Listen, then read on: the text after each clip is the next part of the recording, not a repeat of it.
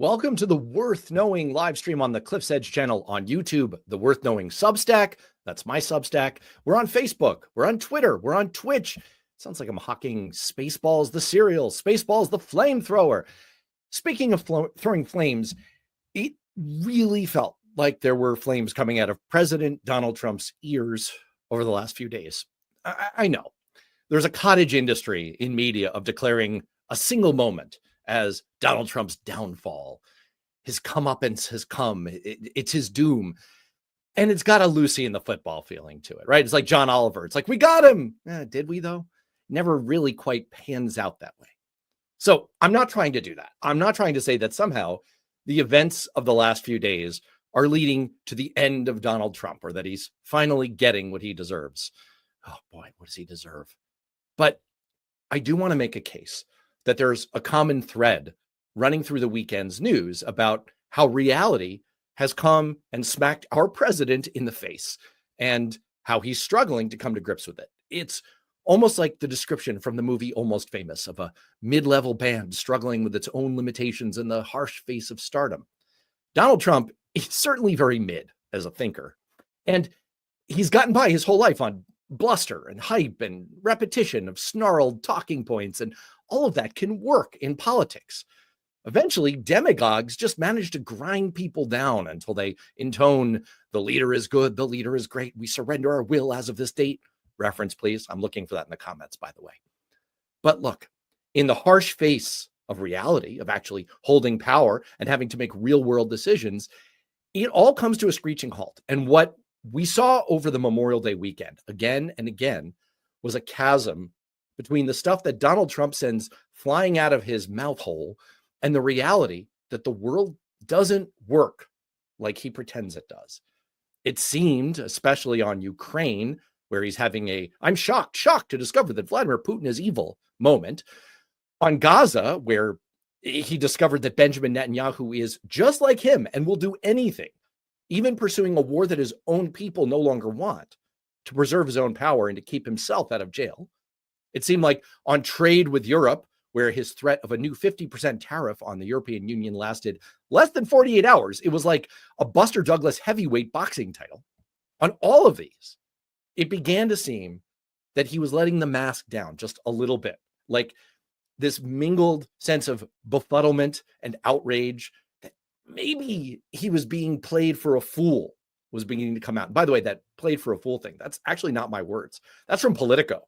That's their assessment, that was the biggest worry on his mind, that maybe he was getting played for a fool. And by the way, on the fourth issue, because I did promise a tetrad of issues, building a new nuclear deal with Iran, it seems like he's already gone through the 5 stages of grief and realizing he was wrong about Barack Obama's nuclear deal with Iran. And now he's just desperately trying to come up with some face-saving difference that he can slap on it to make like he's not scrambling to get right back to Obama's deal. So, look, we can certainly talk about some other Trump weirdnesses from the last few days, like his bizarre commencement address at West Point, where he rambled about drag shows and trophy wives and a staff worried about dementia. We could talk about his pardon of former Sheriff Scott Jenkins, who was convicted by a jury of accepting $75,000 in bribes. But we're going to hold off on that. Maybe we'll get into it later. Actually, maybe our friend Cliff Schechter, I don't know, he was teasing me with this. I'm not sure. He was hoping to pop in and join us. And you know he's all over issues like that. So I'm going to save those. What I want to do is I want to talk about those 4 critical world issues and the ways that Donald Trump is trying to deal with the fact that he's just been dead wrong about them. And he's desperately hoping no one will notice. There's literally on earth almost no one better to talk about this than Dan Perry. He is the former Middle East editor for the Associated Press, also lead for AP coverage in Europe, Africa, and the Caribbean. He is the author of the outstanding Substack Ask Questions Later. Like me, he's a columnist for Newsweek. Dan, welcome to the live stream. Happy to be with you, Matt. It's a pleasure to have you. We're making a little bit of a cottage industry of this. I'm referring to cottage industries a lot these days. Like, that's still a thing. Apparently, that's what Donald Trump wants, is he wants to send us all back to screwing in widgets on assembly lines. I'm making a cottage industry out of having reformed members of the media, eminent members of the media on this live stream to talk about what's going on. Mark Jacob last week and you this week. So I want to hit you right up front with my thesis statement here, which is there are these four issues that maybe I'm inappropriately tying together a little bit, but that there's a through line among them, that Donald Trump is sort of coming face to face with the harsh reality of reality, and that all of the stuff that he spouts out of campaign talking points, out of his screeds, all of his illusions about Vladimir Putin, that they're all coming up against reality now. That was what kept occurring to me as I was monitoring the news over the weekend. What do you make of that, just as a starting point? Were you having the same set of thoughts? Was there a different kind of leitmotif connecting things for you? Well, great minds think alike. I would say in this case, I had similar thoughts, but slightly different, because I can't take that seriously anything Trump says. When Trump says nonsense, I don't even know if he knows it or doesn't know it. I do suspect some capacity issue as part of this equation. Did Trump really ever believe he's going to buy and own Gaza? I mean, it kind of looks like he doesn't expect to be called out on bullshit, and he assumes that his base, which is all he cares about, will forget about it. And he also assumes, like, if it's provably false a day later, I think he also assumes that greater than the sentiment that one must speak the truth among his base is the idea that when he talks absolute rubbish and the experts are offended and shocked, they enjoy the fact of that offense more than their fidelity to whatever might be the truth or might not.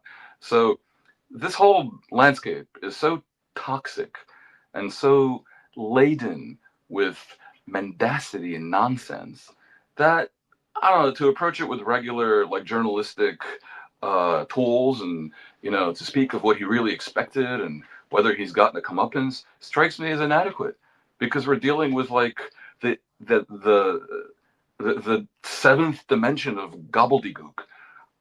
On the four issues, sure, not one of them has gone the way Trump apparently thought. Now, the tariffs, it doesn't even matter what he thought, because it's clear he doesn't understand tariffs. So he wheels out his idiot spokespeople to tell the American people that tariffs are a tax cut for them. Now, there's no way you can spin that. That is pure, unadulterated, 18-karat bullshit. And they say it. So can I really speak of their surprise when it turns out to be wrong? I don't think so. It's just, I think it's meant to be ridiculous. I don't know. Pick one of them. Is that part of the point here? Is there's so much. I do want to break down each of these four things, because you really are a world-class expert on each of them, and so I don't want to hold out on people too long. And I will mention, because I teased it, I'm being teased myself. I don't know if Cliff is popping in or not. I'm in a mystery box on it, but he said, I know. He said he might be.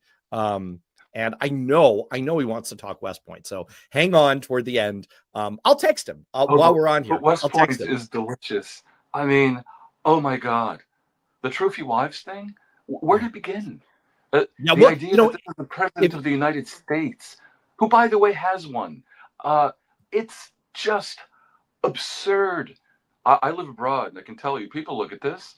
A small minority might think, well, it's comic or something. But I think we'd rather find our entertainment elsewhere. Like, it's great to be entertained.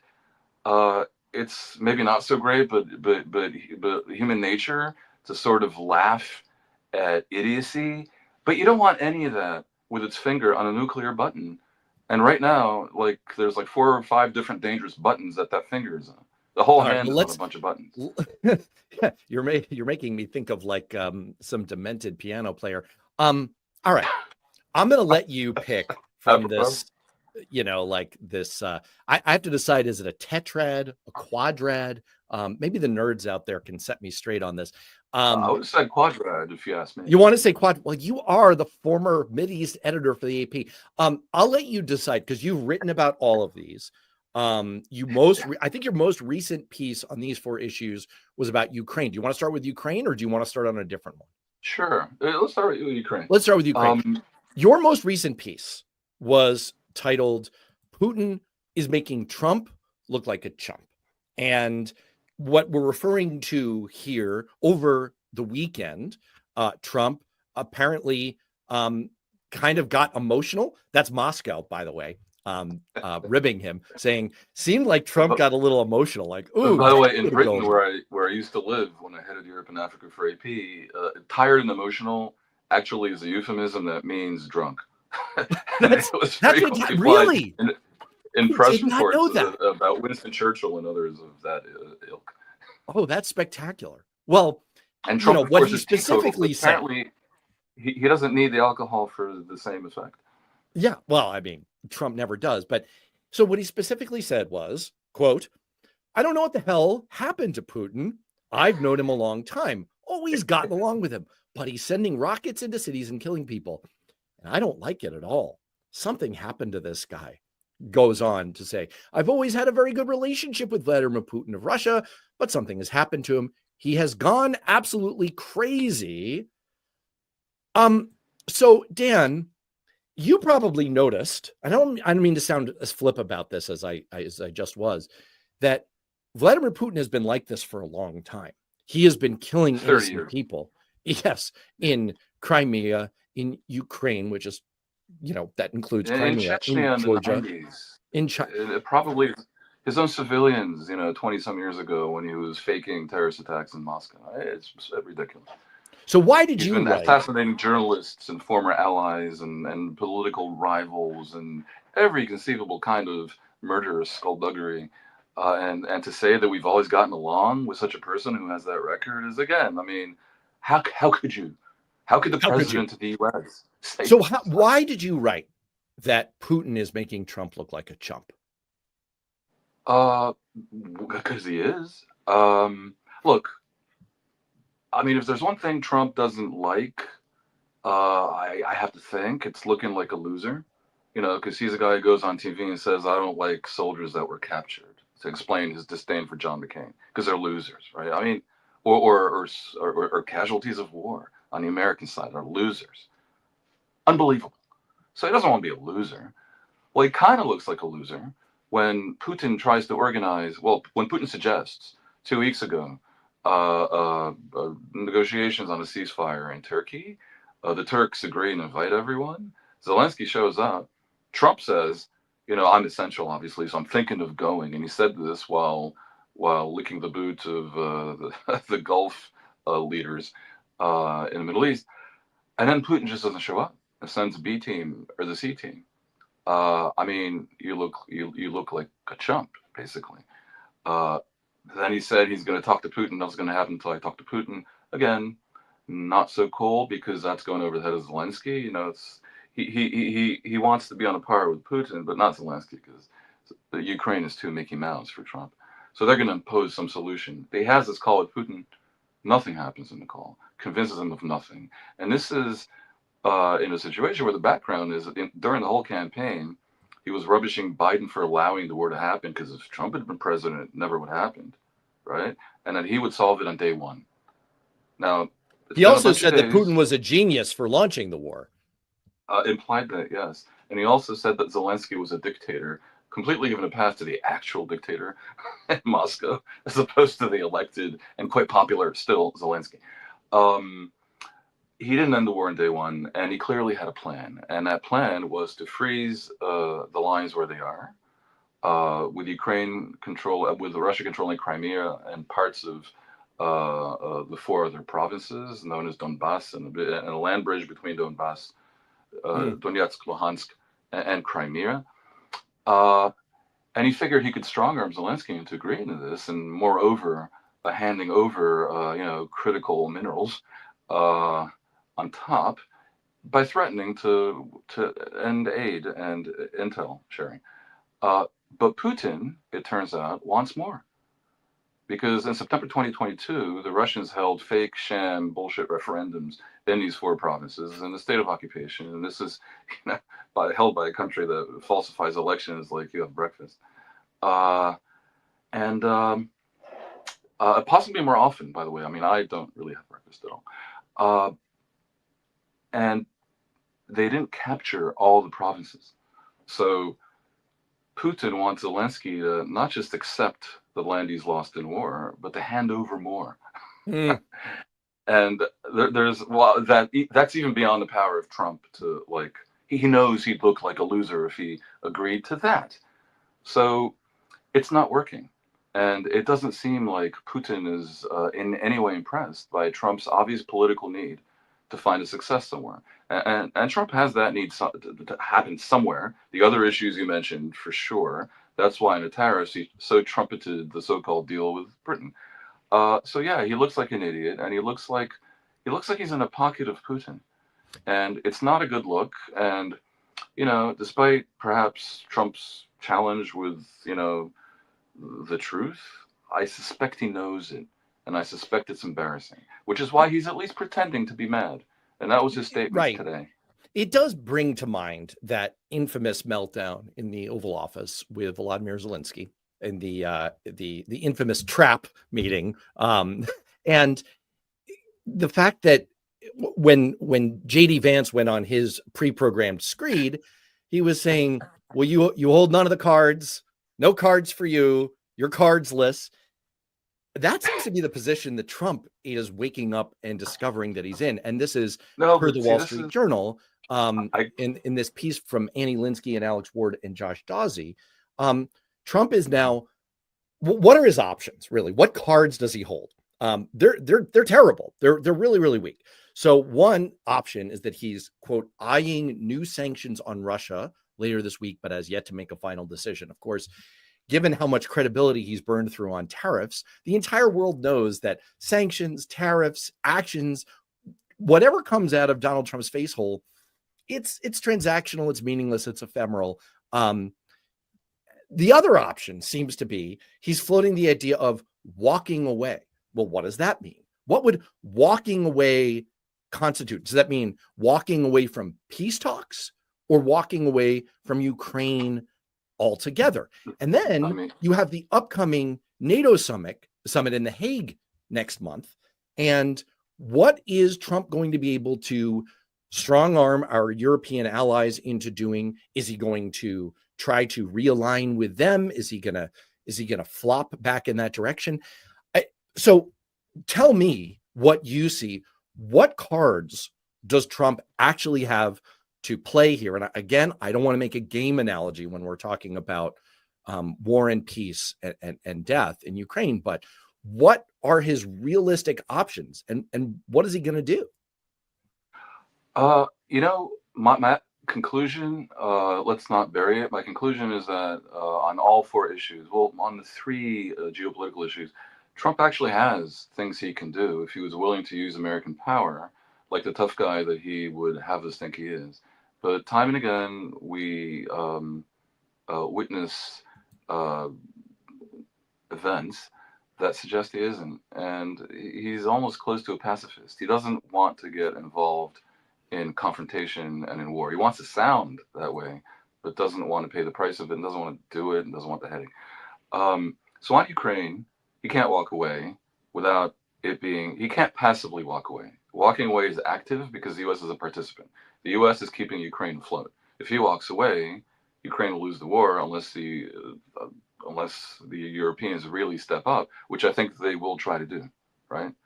People talk about numbers and how much it costs. It's all meaningless because, if I told you, Matt, give me $5,000, you probably would try to resist. A lot of money. But if I told you, give me $5,000 or you die, I would have my money. But if you told me to give you $8 a month to become a paid subscriber to ask questions later, I would say yes, which I have done, by the way, and I urge other people to do. Sorry, that was our ad break in the midst of a serious point. I just thought something about Trump, some cheap commercialism was really on point. You can get it for a fraction of what I'm actually trying to extort. No, I mean, he can walk away from Ukraine. He has greater leverage on Ukraine than on Russia because the sanctions, Russia has ways of evading the sanctions by finding markets uh, in China and India and other places that constitute half the world. So yeah, it's the leverage on Russia is not that great unless you want to go to war with Russia. Leverage on Ukraine is massive, Mm. which is why Zelensky is marketing himself all the time, and he's a great marketer, and he's got this brand with the military getup that so offended the journalist and the Oval Office. Um, they need political support in the U.S. to create pressure to prevent any U.S. president from walking away from them. And if that should happen, then as I say, the Europeans will have to step up, and I think they will. Um, that's what he can do. Now he clearly doesn't really want to do that because even after he did post Oval Office suspend intel and aid for like a couple days, basically, he restored it because he knows it would look terrible if he completely lost Ukraine, and that was the narrative. So he's in a difficult situation, and I suspect that at the end of the day, there will be a territorial deal. I'm not advising it or recommending it. I think the right thing would be to massively compensate Ukraine, not with NATO membership, which is weirdly meaningless because NATO can support Ukraine without its membership, but with a fast track to the EU and to Mhm. have the Europeans put aside all these quibbles about the conditions. They're in no position to set conditions at this point. Their house is potentially on fire, and they need to put out that fire. And Ukraine will be a great addition to the EU. So if the EU can tolerate Romania and Bulgaria and the rest of Eastern Europe, they should take in Ukraine post haste. So there's a deal to be done that largely I think goes through Europe. I suspect the Ukrainians would agree to forego the land already lost. It's terrible. It's terrible to appease a dictator and to reward aggression. And a way to square that circle, I think, is to continue to punish Russia. In other words, have them do the deal, but have as part of the international deal, Russia suffer the consequences, including no return to the G7, formerly the G8, and so on. So Trump, the Ukraine is tough. I'm not saying it's an easy one to fix. It's ridiculous to have claimed he can fix it on day one, but I think that was a statement that was meant to be a standard issue garden variety campaign lie that no one was meant to believe.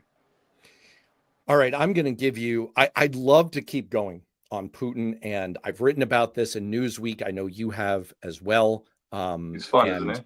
it's a fascinating, it's a fascinating thing. If people are really, really bored and nerds, and you want to spend 10 minutes on a fascinating Google rat hole, Google the 2018 Senate Intelligence Minority Report. It's from Senate Democrats on Vladimir Putin's worldwide war against democracies, and evaluate the question for yourself: did the Cold War ever truly end? Because Vladimir Putin is very much at war with us and with our allies, at least the people we used to treat as our allies before President Trump. And we're right in the midst of it. It is just mostly not a shooting war that's affecting our soldiers, but it is a very, very real war. All right. The Cold War was never a shooting war. Interestingly, I was based in Eastern Europe when basically when communism collapsed, and I was frequently in the Soviet Union while as it was collapsing, including just after the coup against Gorbachev. Uh, there was always a question about whether what followed the Soviet Union would be friendly towards the West, and there was an idea that they would be. And under Yeltsin, that idea thrived, but there was clearly discomfort with it inside Russia and within the KGB, now the FSD. And what we got wrong is we assumed Mm. that the party in Russia that would like to reestablish a Cold War and be hostile towards the U.S. and the West is the former communists. We didn't realize that there was a different beast lurking within. Part of it mutated from the communist, which is local imperial nationalists. In a Right. way, the opposite of communism, which was meant to be universalist. Communism, for a long time, had kind of two heads, and we only saw that one head. And when communism went away, the former communist, he was a KGB agent, Putin, became maniacal Russian nationalists trying to reestablish their empire, and it wasn't about an economic system. We kind of missed that, And but it's I pretty was clearly partly bringing this up because you've written not just for Newsweek, but on your own Substack on Ask Questions Later. You've written recently a lot about Romania and the election there. And I don't want to get into all that. I want people to actually read it. If you're interested in what's going on and the various pieces of the worldwide, I don't know, it's the successor to the Cold War. It's the Dark War, I think is what I called it, the worldwide assault on democracies and freedom, led by Putin. Check it out and read Dan's piece on Romania. So I want to give you dealer's Let me choice just give here. a teaser on that. Oh, Here's please the thing. tease me. Romania Not as faced good a as binary Cliff, choice. but you can tease me. Do we go back to be Russia aligned and turn our back to NATO and to the EU and to the West? Now, there was a candidate that wanted to do that. For a time, he was ahead in their runoff, where you have two candidates, George Simeon. He was supported by the leader of the free world. The leader of the free world, Trump, supported the enemy of the free world in this election. Now, this is the infuriating, contradictory, and absurd reality that we deal with. And that an American patriot would support that leader is astounding, unless you hate the free world. Unless you really buy America first means America only. Or unless you're highly transactional and you're a member of the Trump family and you are over there touting support for far right-wing groups and for crypto companies that have been previously sanctioned by the U.S. Securities and Exchange Commission, and you're in bed with all of these creepy dark web crypto illicit enterprises, and you're getting enriched by them. Look, all right, I'm going down a rabbit hole here. I want to give billionaires might become enriched by it, and anyone who owns a piece of Trump coin potentially could. Although I do believe Trump coin competing with the coin of the realm is an impeachable offense. But the average American patriot who voted for Trump thinking that's America first is going to find that it means America's last in line when it comes to economic growth, because this turning your back to the world is no way to prosper. All right, I'm giving you dealer's choice. We're going to hit 4 issues. Today's show is 4 places Trump just found out he was absolutely dead wrong. I'm treating this like back during my old radio hosting gig, where it's like we're halfway down through the hour and we're talking with Dan Perry, former Associated Press, Middle East. I don't need to give this because we're live streaming, but people are constantly spooling on. So we are talking with Dan Perry, former AP editor for the Middle East. And we're talking about 4 places Trump just found out he was absolutely dead wrong. We've just talked about Ukraine. We wanted to talk Iran. We wanted to talk Europe. We wanted to talk Gaza. You've already alluded to you're an absolute expert on all 3 of them. Where do you want to go next? Well, I would say the Middle East. Very interesting. He assumed that Netanyahu was his lackey, essentially. And he would do what he says. He didn't realize he'd have to really deploy force.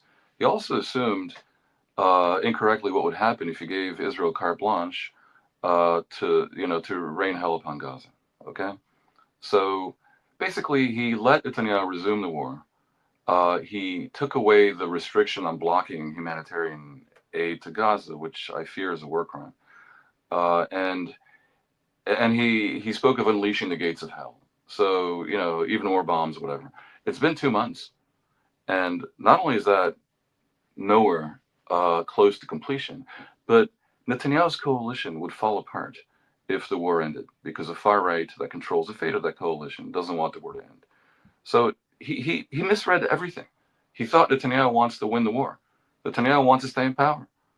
So in order to change this paradigm, massive pressure needs to be applied on Netanyahu and also on Qatar to apply similar pressure to Hamas. Because 2 things need to happen here. One, Hamas needs to agree to not just step aside, but disarm, because you cannot have a jihadist militia, in the shadows controlling whatever future normal Palestinian government of Gaza might arise. And you need to force Israel to understand that they're not going to occupy anything and they're not going to take land from this already small bit of land as punishment, but they're going to let the Palestinian Authority reestablish its control, which is, by the way, by international agreement that Israel agreed to in the 1990s. But it would need reforms. It would need assistance. The Arabs are ready to bring in $100 billion Arab countries, Saudi Arabia and the Gulf countries, UAE, Qatar, uh, to rebuild Gaza, but to change everything. And they're willing to even put boots on the ground and to even take part in the pacification of Gaza. But Hamas would need to be disarmed. So this massive package needs to be presented to the Palestinian people, saying if Hamas is gone, a whole new thing, and renewed discussions with Israel on the future where you have some version of independence and such. That would bring down the current Israeli government, which is bad for Israel and opposed by most Israelis. Uh, Netanyahu has to be made to take that chance. And there's a really simple way to do it, because the opposition in Israel that would favor all this massively, knowing, of course, that in not doing it, Israel is also forgoing normalization, not only with Saudi Arabia, but quite possibly with Lebanon and the new, weirdly pragmatic government in Syria. Israel's leaving all this money on the table, and more people are dying, so Netanyahu can stay in power. Now, this is madness, and it needs a very big baseball bat. To mainly first to Hamas to agree to disarm, but they would under pressure from the Palestinians if it was clear what they're missing if this doesn't happen. Trump doesn't have what it takes, I think, to really force anything. So his attitude is we do a deal. And none of these guys, not Hamas, not Bibi, not Putin, and possibly not even Zelensky, are not really, they're not here to do a deal because they have their own ideals, uh, for better or worse. I mean, Hamas's ideals are not, my ideals, but they have a craziness that is genuine, and they're not necessarily looking for deals. They're looking to kill Jews. Um, and Trump, that short circuits Trump's brain. So he doesn't know what to do in Ukraine, and as I say, he can't walk away without this being an active thing. He can sort of walk away from the Middle East a little bit and let them all, wallow in their swamp. And he's looking to do a deal now with Iran. Now, I want to get into that. I just want to drill down on something you wrote a couple of weeks ago because it really lodged in my brain. There's obviously what needs to be front and center is the tragedy of what's happened largely in Gaza to the tens of thousands of civilians who have died there. And also, let's not lose sight of the 58 remaining hostages that Hamas is holding and the 1,200 people who were slaughtered in Hamas's October 7th attack. That is obviously front and center. The other thing that is tragic about Netanyahu's continued prosecution of this war and the way he's gone about it is that there is an historic opportunity that's getting squandered to reset onto a far better path, a far more peaceful path, and to sideline forces of terrorism and war and death. And you wrote about this. It was within the last 2 weeks. I don't have the date in front of me. You wrote, Israel is squandering its success in Lebanon. And I was hoping you could touch on that a little bit, because to me, that was part of a broader theme of, there's this opportunity that Israel created in Lebanon by destroying the leadership of Hezbollah. And there was potentially an opportunity to reach an agreement, including with the Saudis, that would have completely reset the direction of the entire region. And so if you could just touch on that for a second. Look, I have my next article and ask questions later. Today was about Ukraine. Tomorrow it's about this. How Israel has a binary choice about continuing this thing that will indeed keep Netanyahu's coalition together, which benefits only the people in power, as we discussed before with who benefits from Trump's actions, or a total reset that will end the killing in Gaza, that will get back the hostages, that will get for Israel peace with Saudi Arabia and maybe Lebanon and Syria, and that has a real horizon for peace and prosperity. That they're not even exploring this, and this has been the case for a year and a half since Biden began to try to engineer it, is absolute madness. It borders on treason. Okay? Now, the Lebanon bit of it is interesting. Israel really had success in Lebanon. I mean, they thrashed Hezbollah. So much so that Lebanon finally was able to ignore Hezbollah's political arm and elect a president. They'd been without one for years. who is a pro-Western moderate who is committed to disarming Hezbollah, which, by the way, Lebanon is committed to by virtue of 1701, the UN Security Council resolution, and 1559. The entire world should be doing everything possible to maintain that political situation and to assist Lebanon. And also, Lebanon needs money. So if to the extent that it requires courage to actually go in and try to disarm Hezbollah, that they can encourage that courage by releasing these massive monies.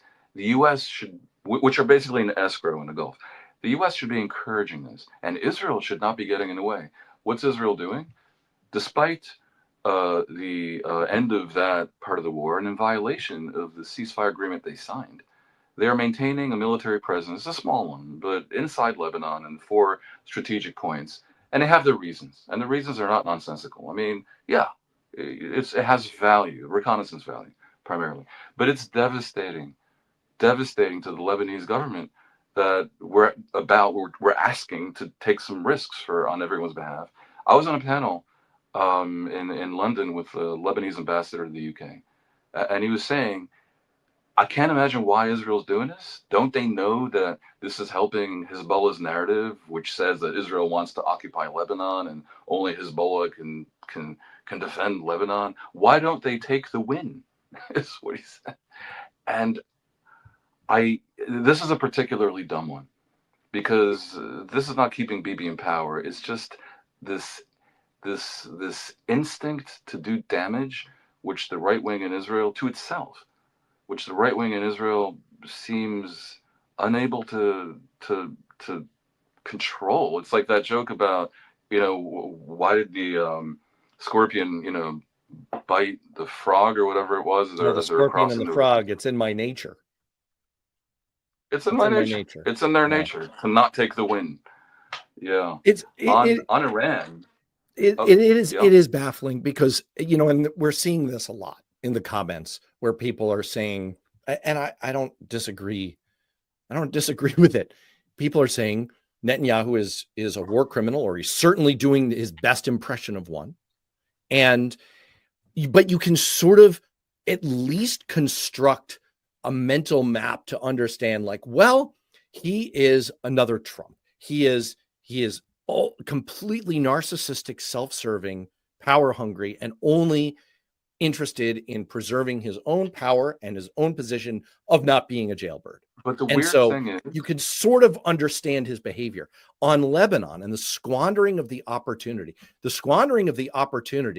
to end Hamas as a threat. I had you on my podcast on Beyond Politics 6 months ago. You had written a piece on Substack which suggested, look, there's actually some light at the end of the tunnel here. There's a pathway here to sideline Hamas forever, get a ceasefire, get a peace deal, and actually move forward. I thought it was a really clever pathway forward, and it was real. You are one of the best sourced people in the Middle East, and so if you're saying it, it's real. It's a possibility, and he's completely squandered it, and it's just missing out on that kind of an historic future opportunity. Again, I'm not underselling the human impact of what he's done. That is still first and foremost the focus, what he's done in Gaza. Well, let me one clarification. Please. We haven't, to completely squander means it's over. I don't think that's actually happened. Now, here's the thing. There is a theory that says that Bibi is prolonging the war because he fears for the survival of his coalition, and most people in Israel believe that. And I think it very well may be true. And if it's true, that is immoral, it's criminal, and it's treason, basically. But maybe not, because Netanyahu is not completely unintelligent. There is definitely, I think, an IQ distinction between Trump and Netanyahu. He must see that this business of preserving his coalition at all cost is leading him to a place where he will lose the next election, which has to take place within a little bit over a year. Whereas if he turned on a dime and did what I'm going to recommend tomorrow in my column. Oh, we seem to have lost Dan there for a second, so I'm going to try to bridge. Oh, and he's back. All right. Good. We lost you for a second there. We would, lost you on the best tease possible. What I'm going to recommend in my column, ... If he does what I'm going to recommend, which is basically that he turn on a dime and do this thing, the opposition would support him. The far right would leave.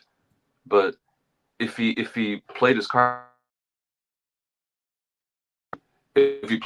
right, the opposition would support him and give him like 8 months or whatever, and maybe even join a government to take some credit for it. It would change everything. And he might, I don't think he's going to win a Nobel Prize anymore, but he might survive in power. He might end up as the president of Israel, ceremonial role. He might get a plea bargain in his corruption and bribery trial. A lot of good things could happen to Netanyahu that would prolong his rule as opposed to end it. And I'm pretty sure he's smart enough to know it. If he isn't, he'll read my column, because I think they do, and then he'll know. I wanted to mention Iran before we run out of time. You teased Iran a moment ago. Let's get to it, because that's part of the Hezbollah calculus, is that by so greatly degrading Hezbollah's capacity. I mean, what I mean is that they assassinated all the senior leadership. So they took out all the leadership of Hezbollah, and now there's a vacuum. Now there's an opportunity there. And it seems like not only is Israel busy squandering it, but this is the piece that, again, goes back to our theme, places Trump found out he was absolutely dead wrong. Donald Trump has been railing against the Iran nuclear deal like his bestie, Netanyahu, or the guy he thought was his bestie, for 10 years now. And it turns out that he is now hot on the trail of trying to basically put it back, but just say, but I did it this time. What is going on with this? Am I wrong that the deal that Trump is trying to put together is essentially Obama's Iran nuclear deal, Trump version? You're not wrong. I think it goes back to what we said in the beginning, that he needs a win somewhere, something he can present as a win. And it also relates to the fact that walking away from the Iran deal was completely stupid. The arguments for walking away from the Iran deal were true arguments and kind of false arguments. The true ones were that it let Iran do its monkey business around the region, supporting Hezbollah and the Houthis and Hamas and trying to control other countries and foment jihadist revolution everywhere. And it's true, it did. It did. And that allowed them to maintain their missile program so they can fire ballistic missiles at Israel, which ultimately they did. So Israel's unhappy with those imperfections. The verification thing, the second thing, you can always have better verification, but the Mossad and the CIA both felt in 2018, when Trump walked away from the deal, that Iran was complying. So the deal was with the mullahs that Obama did, we won't mess with Hezbollah and your other little projects, and we'll let you play with your missiles, and we'll let you stay in power, and we'll remove much of the sanctions. So we're giving quite a bit, but no nukes. Now, when Trump walked away from that deal, the bad stuff didn't change. The only thing that went away is the good thing, which is they weren't enriching uranium at a weaponization level, which is 60 to 80%. It's ridiculous. I mean, literally, it was purely negative, the outcome. And as a result, here we are, 7 years later, and Iran is a nuclear threshold state, understood to be weeks away from a bomb, should they want to turn that on. So this is really, really dumb. And going back to what would be an improvement. But here's the amazing thing. The amazing thing. What we're seeing is not the art of the deal, but the art of the sellout, how to get suckered. Because Iran right now is so weakened by Israel's destruction of much of its air defenses and by the thrashing of its proxies all over the region, including the Houthis, by the way, and by its economy being eviscerated, by the fact that clearly it's hated by most of its people, the Islamic regime, that Trump has leverage if he's such a deal maker.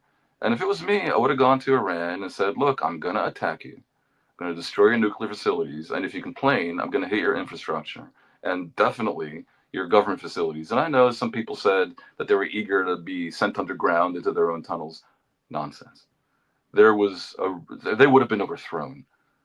I would have set an ultimatum and said no nukes, but also no more proxies, no more chaos in the region. The Iraqi militias, that's over, because that's really, really messing things up in Iraq, this network of militias that Iran semi-controls, that are Shiite militias.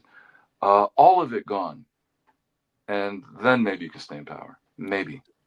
Now, want to instead hit of you this, with a in other words, he question. could have got, he's in a position because of Iran's having been weakened already largely by Israel to have gotten the improvements whose absence was the reason why he walked away.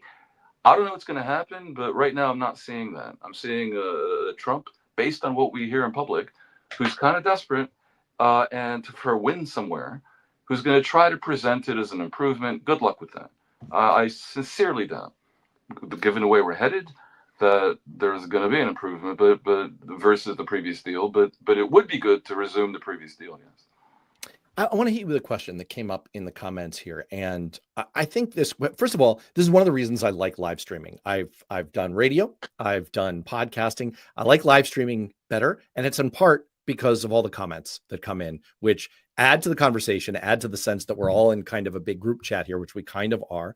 And also remind me that sometimes I make assumptions. We make assumptions as part of the policy or political conversation that maybe shouldn't be assumed. So we have a question here from someone whose handle is "you don't like my music," which, since I'm a curmudgeon about all forms of music, I presume is true. And the question is, why should Iran not have a nuclear bomb, but the other nuclear states should?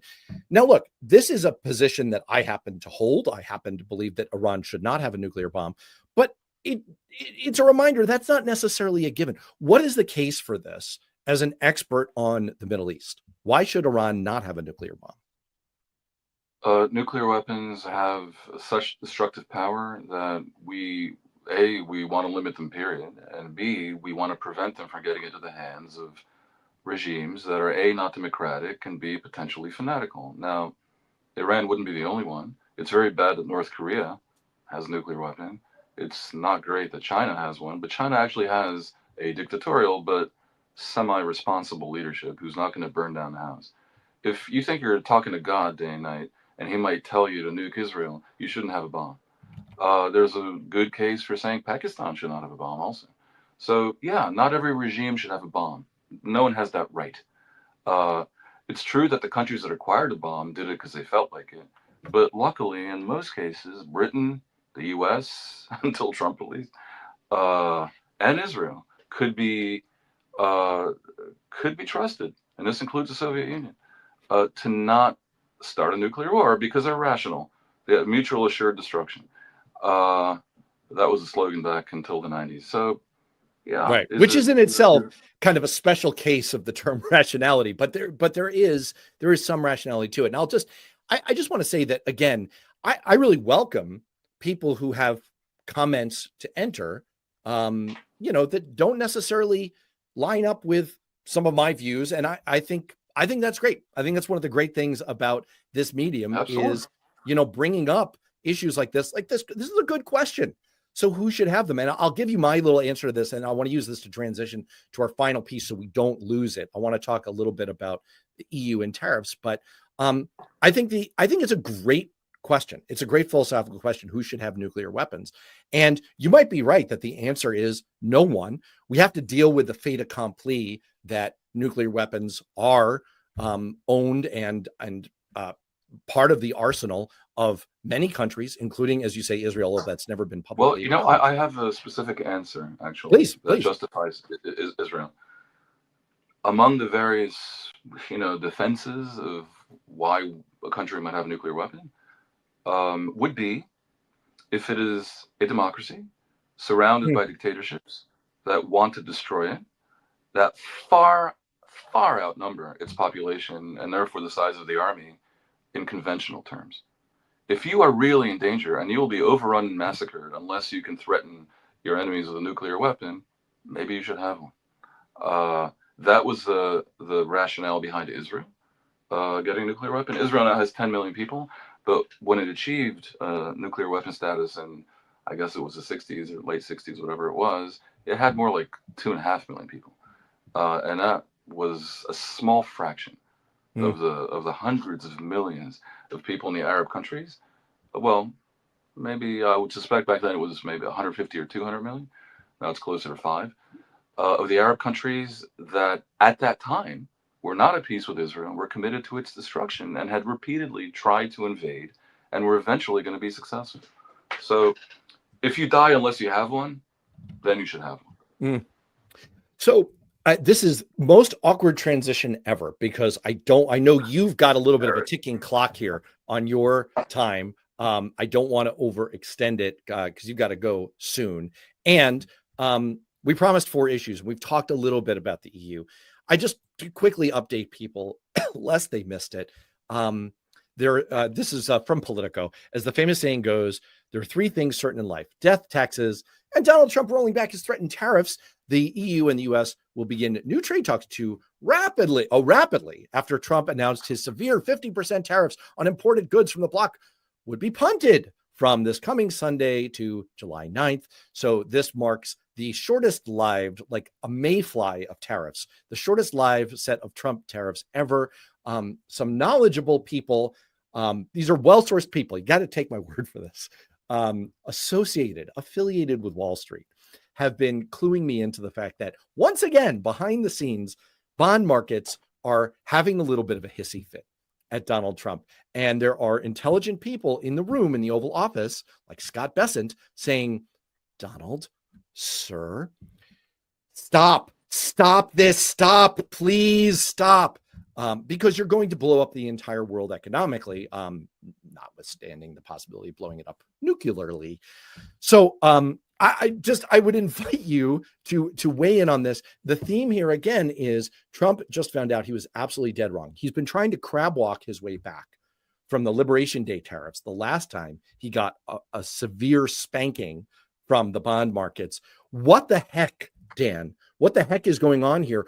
How could he step back into this bubbling acid pool again, only to discover, oh my gosh, my toes have melted off. That was a terrible idea. Why did he not learn a month ago? Maybe he's not that bright. I mean, he has a certain kind of brilliance, like that the schoolyard bully has. Like a bully kind of knows how people work and stuff, but they're not gonna cure cancer. Okay, I think Trump is like that. He kind of knows how to manipulate people in their weak spots, but he doesn't know how tariffs work. Okay, and that's why he can say something as mind-bendingly idiotic as taxes are the most beautiful word in the dictionary.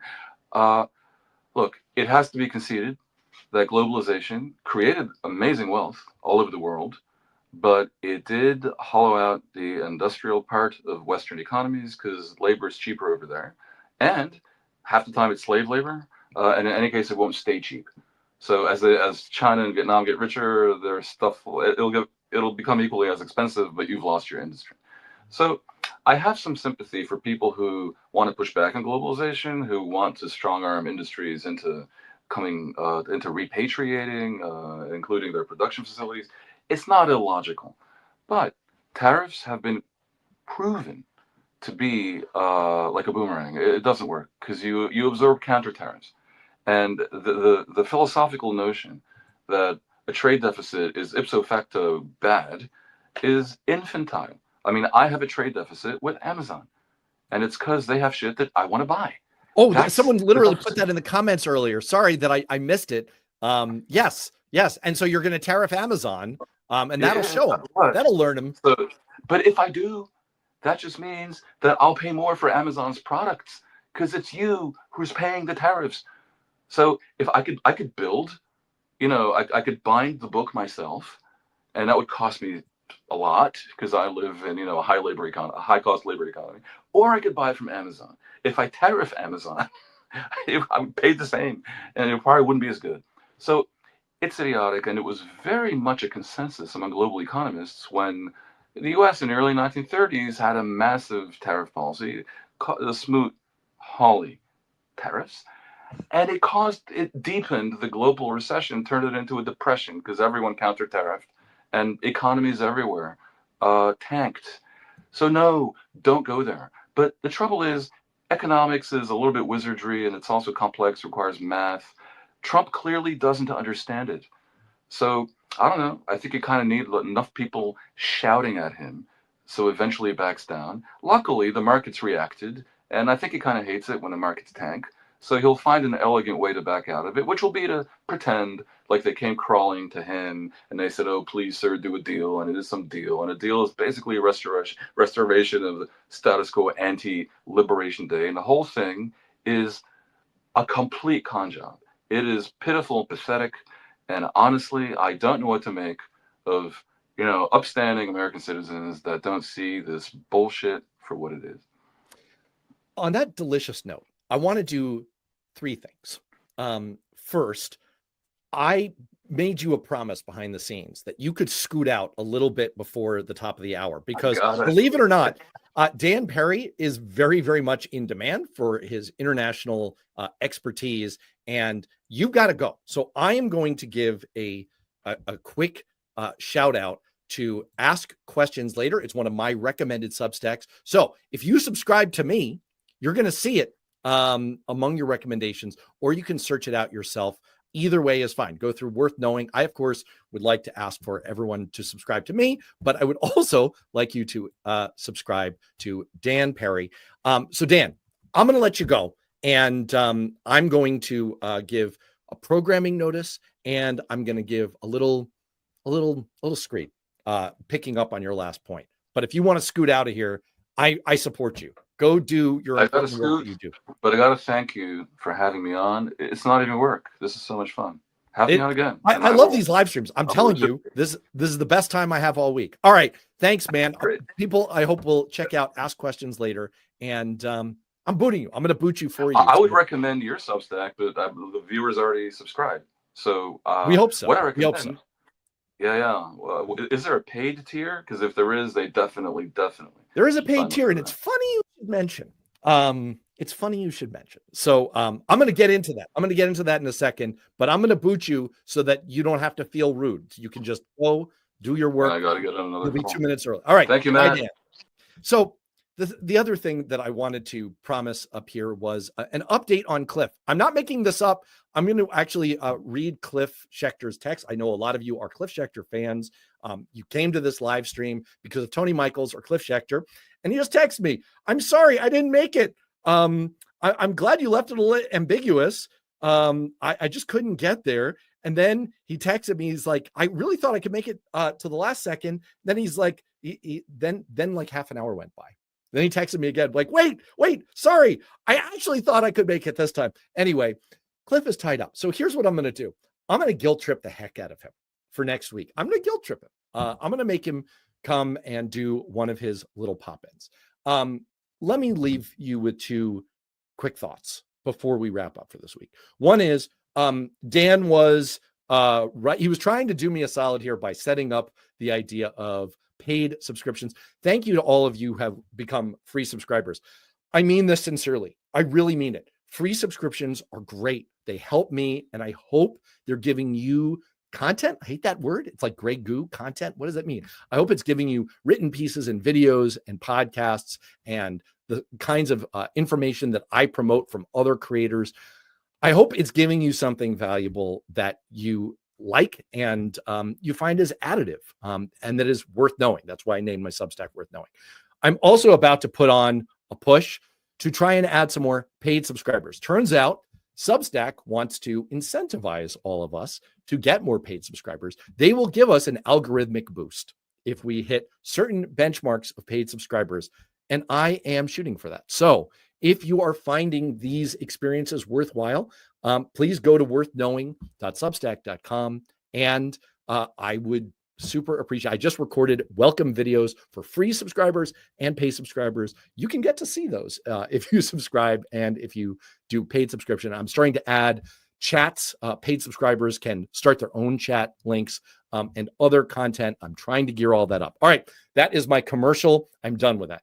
Let me close out on this. I'm going to do a little bit of a. I just want to pick up on Dan Perry's point that it seems like Donald Trump's reasoning when it comes to tariffs is that the opposite of one thing, if you don't like one thing, you do the opposite, right? It's like George Costanza. I will do the opposite. I don't like globalization. I don't like what trade has done. So I'm going to destroy trade. I'm going to cut off my nose to spite America's face. That is the solution. That is, of course, idiocy. That is idiocracy. And that seems to be Trump's entire approach to everything. I think there's a connection point here to another item that was in the news all weekend. And no, not talking about trophy wives and West Point and all that. definitely in the news. I'm talking about Harvard. So I went to Harvard for graduate school. And I used to feel really, really awkward about it. And I felt so awkward about it that I used to act really weird about it. So people would ask me where I was in grad school, and I would do all this like, I'm in Cambridge. Like I wouldn't want to say it out loud because I was afraid that it made me sound like an ass, until I realized, and this goes to show that not everyone who goes to Harvard is that bright. I realized that doing all of that actually made me sound like an ass. And the problem was partly imposter syndrome, which I definitely had. There's a joke at Harvard that everyone spends the first 6 months trying to figure out how the heck they got there. And the rest of their time, they're figuring out how the heck everyone else got there. Because, like I said, Harvard is full of a lot of, so-so people. But it's also full of a lot of freaking geniuses, like amazing, amazing people, amazing opportunities. And eventually, I got through to the fact that, what was really going on wasn't just the imposter syndrome. It was, I don't want to sound like an elitist. I don't want to sound like, braggy. I don't know. I didn't want to sound like that because I'd already picked up on what Dan was just talking about, that there is a schism in America between elites and everyone else. And Donald Trump has picked up on one side of it. And he's essentially, everything he's doing is sticking his thumb in the eye of the elites and saying, see, all my MAGA people, I'm doing it. I'm serving them. I'm really sticking it to that crowd that you don't like. And there's something very real behind it. One of the most fascinating studies that I've seen in years was an economic study of congressional districts. Let me see if I can give you the setup on this. What these economists did is they showed the congressional districts that had felt the greatest effects of trade, of globalization in recent decades. The biggest negative effects, job loss, depressed wages. What they found is that if those congressional districts were already left-leaning, they moved further left. They tended to become Bernie Sanders kinds of districts. If they were already Republican-leaning, they moved further right. They tended to become Trump districts. The point is that the underlying cause, the underlying driver is the same. The political reaction to it has been to push us kind of to the poles on the spectrum of American politics. It's been to kind of radicalize our responses. And it's because the underlying problem is real. It's severe. And it's really hurting a lot of our fellow Americans. But the key is the reaction should not be, well, let's punish the people who are doing okay in all of this. I mean, to be clear, if you're already upper income and have above average education, you've been thriving in general, on average, in this economy over the last 30 or 40 years. It's been very good for you. If you're not, it's been a disaster for you. But the solution is not to get rid of Harvard. And that's really ultimately what this entire assault on the Ivy Leagues is about. I mean, yes, look, some of it is about the runaway campus protests. I grew up half a mile from Columbia University. I practically grew up on the campus. That's another one that makes me sound like an ass. I used to try to work around it. It's like, well, I'm from a small island off the coast of North America, which is true. It just happens to be Manhattan. And things got out of hand at Columbia.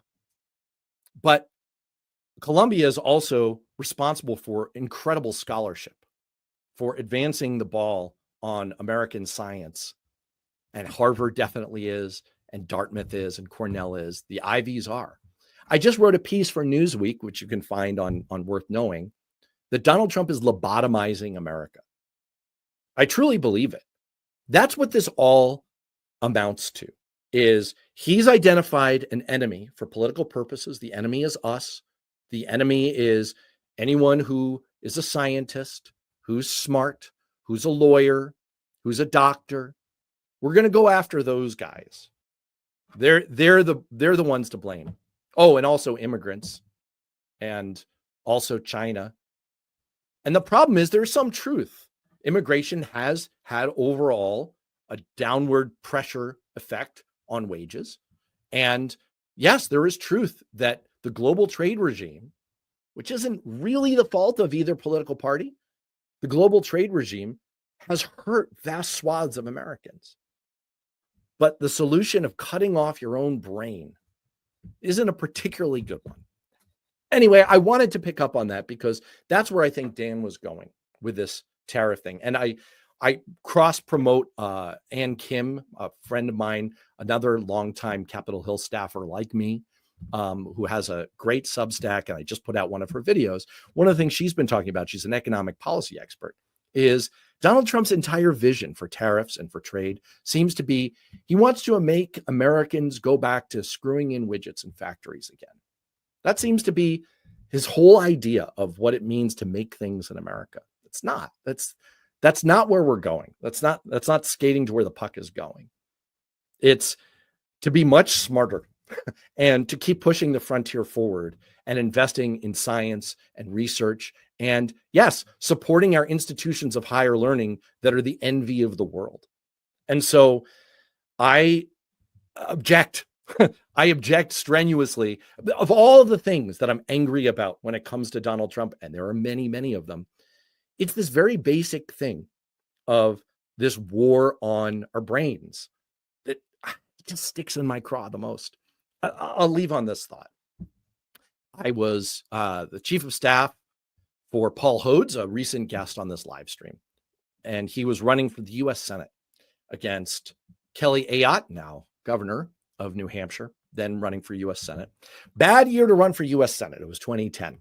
Turns out, being a Democratic member of Congress, as Paul was, the worst profile possible to be running for any kind of office. And so we got kind of creamed. But we got into this debate with Kelly Ayotte, and she delivered one of the most pandering lines I've ever heard. She said, I don't think that I'm any more qualified to be a senator than any of you. I don't think I know more than anyone else. You sure wouldn't want to hear that from your airline pilot as you're getting into the cabin, right? You sure wouldn't want to hear that from your surgeon. Expertise actually matters. Knowing something about economics, having good judgment matters. This is why, by the way, I hate our setup of debates. Hate political debates. Performative, kabuki nonsense. Kabuki theater is actually great. Kabuki nonsense, not so great. That has nothing to do with how you govern. I mean, we just came off an episode where we were talking about the Biden controversy and the fact that it was maybe a hubris that the people around him thought that they could support him and help him govern, and they could kind of make it through, even as he had some diminished capacities. The truth is, anyone worth their salt in government relies on smart people around them, collective decision-making, knowing how to weigh different pieces of information, to have good judgment. So what was said about Harry Truman, a guy with a second-class intellect, but a first-class temperament. And so expertise matters, smarts matters, our institutions of higher learning matter, and Donald Trump is lobotomizing America. He's going right after the experts, the nerds, people who know how to do math. You look at the cuts that he's instituted across all of the agencies. Where does he go first? He goes to the personnel at the National Nuclear Security Administration who are overseeing our nuclear weapons, the scientists at the Agriculture Department fighting bird flu. He goes to the experts at U.S. health agencies doing biomedical research. He gets rid of the people who just collect data on issues from drug use to education to maternal mortality, lays all of them off. All of the people who are sort of the intellectual vanguard of America, that's where he's going after first. And I don't mean to sound like an elitist. I'm not elevating their importance above anyone else in America. I understand the economic frustration and anger. But the solution is not to go after this valuable part of our society that creates so much value for the rest of us. So, okay, that was a complete unplanned rant, and I delivered it in part because Cliff stiffed me and stiffed us all. And I wanted to give a little placeholder for the time that he couldn't be here. So I'm going to guilt trip the heck out of Cliff to put in an appearance next time. Thank you for all of the comments that are coming in. I haven't been looking at the comments all along the way because I was mid rant, but I really appreciate it. I appreciate all of you for being on the live stream, for commenting so actively, for being a part of this. I really love doing these. So thank you to Dan Perry. I'll once again say, if you have it within you, to make sure you've subscribed to Worth Knowing. And if you feel like you want to become a paid subscriber, I deeply appreciate both. And I am really looking forward to next week. So we will see you all next week. Have a great week. Let's hope that Donald Trump continues to discover yet more things where he was absolutely dead wrong, and take good care of yourself. See you in a week. Bye-bye.